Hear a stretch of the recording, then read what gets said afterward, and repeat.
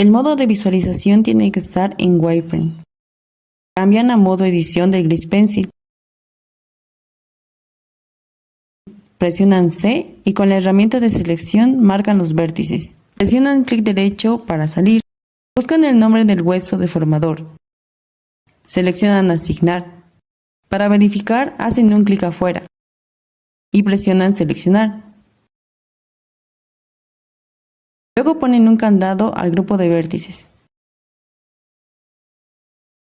Nuevamente, para el siguiente hueso, seleccionan los vértices. Buscan el nombre del hueso deformador. Presionan Asignar. Para verificar, hacen un clic afuera y presionan Seleccionar. Luego ponen un candado al grupo de vértices. Nuevamente, para el siguiente hueso, seleccionan los vértices.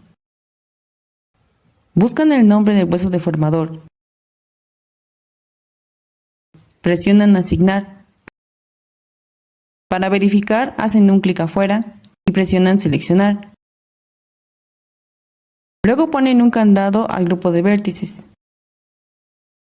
Nuevamente, para el siguiente hueso, seleccionan los vértices. Buscan el nombre del hueso deformador. Presionan Asignar.